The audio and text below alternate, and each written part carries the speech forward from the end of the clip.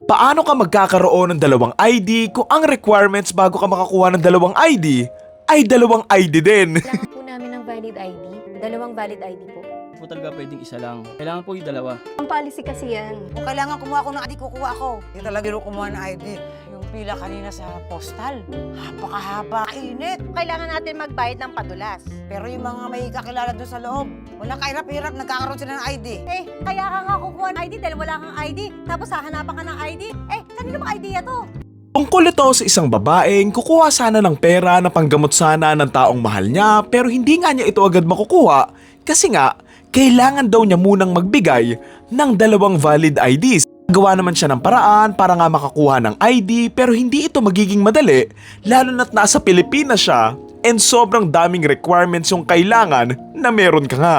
Since wala nga siya nung iba doon and pangit and mahirap nga yung pagproseso ng pagkuha nga ng ID dito sa Pilipinas, dito na nga siya makakaranas ng matinding paghihirap dahil sa pagiging mahirap at dahil na rin sa bulok na gobyerno. Title ng movie, Two Valid IDs. Feeling ko yung ending nito dahil hindi nga siya makakuha ng ID tapos hindi nga niya makuha yung pera, yung ending, matitigok nga rin yung taong mahal niya. Yung teaser pa lang yung napapanood ko dito pero buwisit na ako kasi nga nakaka-relate ako dito eh. Di ngayon may ilang IDs na rin naman ako kahit papaano pero kasi sobrang hirap kumuha ng ID dito sa Pilipinas eh. Excited and curious kung paano nga nila i-explore yung mga struggles nga ng mga normal na tao sa pagkuha lang ng simpleng ID eh.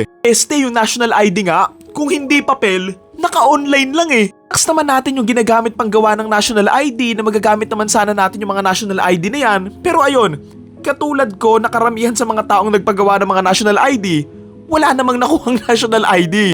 Tida sobrang payat ko pa nung kumuha ako ng national ID tapos ilang years later, ayun, tumaba na ako lahat-lahat, wala pa rin.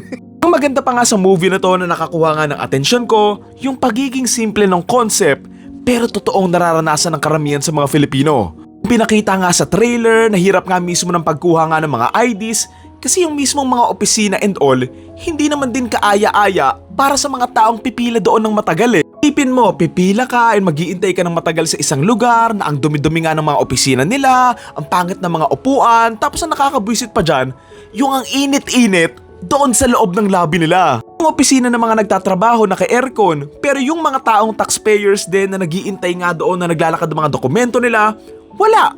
Kung meron man, electric pan, tapos bulok pa, hindi pa tumatama sa lahat ng nakapila doon. Isipin mo nagbabayad kayo ng tax and all, tapos pag-iintayin ka sa isang lugar na may electric fan na sobrang dumi, tapos yung naglalakad ng mga dokumento nyo, sila lang yung naka-aircon. Hindi ko sinisisi yung mga empleyado sa mga opisina na yun pero kasi, ang unfair lang. Sana man lang, kung naka-aircon na rin naman yung mga empleyado, sana i-aircon nyo din yung mismong buong opisina or yung lobby. Kasi alam mo yun, ano yun, yung isang side lang yung meron tapos isa wala. Pare-parehas lang nagbabayad ng mga tax yan eh. Banggit nga din doon sa may trailer na kung may pera ka or kung may kakilala ka, mas mabilis na po proseso yung isang ID. O diba? Sinong hindi magagalit dyan? Mga may backer na yan, hayop yung mga yan eh. Pero syempre, mas hayop yung mga backer nila kasi alam mo yun, mga korap mga depota.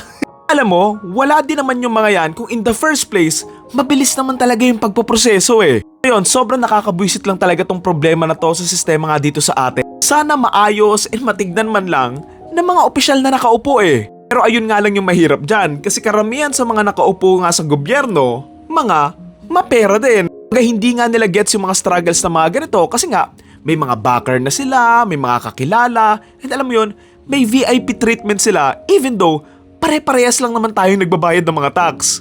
Yun lang, sana makita and mapanood nga to ng gobyerno sa atin para man lang maging pantay-pantay yung mga trato sa mga taong bayan. Talaga ako gigil na gigil eh, doon sa simpleng aircon man lang na yung mga empleyado meron tapos yung mga taong nag-iintay wala.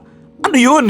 Kung afford nyong mag-aircon doon sa loob, then afford nyong mag-aircon din doon sa labas. Kasi hindi naman pwedeng yung isang side lang yung meron eh. Kasi kung ganyan yung pinaparamdam nyo sa mga taong bayan, then parang pinapakita nyo lang na wala silang halaga. Gets ko naman na mahirap talaga magproseso nga ng mga ID, syempre for safety din talaga. Sana man lang yung mismong proseso maging madali and mas magaan nga sa mga tao. Alam mo yon, ang dami-daming pera sa gobyerno, pero saan na pupunta? Sa korupsyon, di ba? So yun lang, magandang pelikula to na aabangan ko. Again, ang title nga nito ay Two Valid IDs and let's see if magiging maganda to. Yun lang, thank you.